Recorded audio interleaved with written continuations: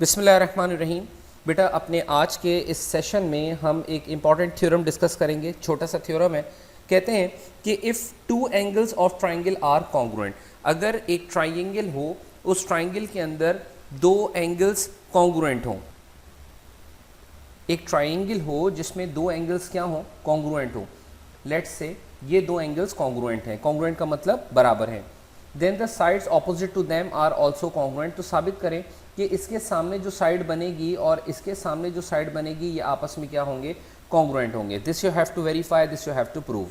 इसको प्रूव करने के लिए हमने एक triangle A B C consider की है और ट्राइंगल ए बी सी में क्या गिवन है हमें कि मेजर एंगल बी, जो एंगल यहाँ बी पे बन रहा है वही एंगल यहाँ सी पे बनेगा। What you have to prove, क्या साबित करना है कि ये वाली जो साइड है ए बी और ये वाली जो साइड है ए सी, ये आपस में क्या होंगे, कॉन्ग्रुएंट होंगे। This you have to verify. इसको प्रूफ करने के लिए हमने एक छोटी सी कंस्ट्रक्शन की है और वो कंस्ट्रक्शन ये है कि हम ए डी बाइसेक्टर बनाते हैं मेजर एंगल ए का।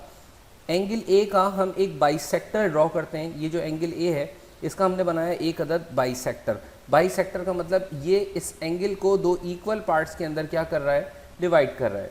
तो ये एक एंगल दो इक्वल पार्ट्स में डिवाइड हो जाएगा, तो ये एंगल बाइसेक्टर बना गया। फर्ज करो ये वाला एंगल एंगल 1 है और लेट्स से ये एंगल हमारे पास एंगल 2 है। Draw bisector of angle A that is A D. A D हमने ये एक बाइसेक्टर यहाँ पर ड्रॉ कर लिया। तो हमने इन दो ट्राइंगल्स को आपस में क्रॉसपोंडेंस पे रखा। एक ट्राइंगल है हमारे पास ए बी डी और एक ट्राइंगल है हमारे पास ए सी डी। ये ट्राइंगल्स मैं आपके सामने हाईलाइट करके दिखा देता हूँ ताकि इनके दरमियान जब आप कंपैरिजन कर रहे हो तो आपको किसी किस्म की कोई डिफ़िकल्टी ना हो। अब देखें इस ट्राइंगल ए बी डी में और इस ट्राइंगल ए सी डी में मेजर एंगल बी, यहाँ पर जो एंगल बी पे बन रहा है वही एंगल यहाँ किस पे बन रहा है, सी पर। कैसे पता, ये बात आपको गिवन थी। क्या गिवन थी कि मेजर एंगल बी और मेजर एंगल सी आपस में क्या है, कॉन्ग्रुएंट है। इसके अलावा मेजर एंगल 1 और मेजर एंगल 2 सेम है। मेजर एंगल 1 और मेजर एंगल 2 आपस में इसलिए बराबर हैं क्योंकि जब आपने ए डी एंगल का बाइसेक्टर बनाया था तो एंगल के बाइसेक्टर का मतलब ही ये होता है कि एक एंगल को दो इक्वल पार्ट्स में डिवाइड किया गया था। तो इसकी रीज़न आपके पास कंस्ट्रक्शन हो गई।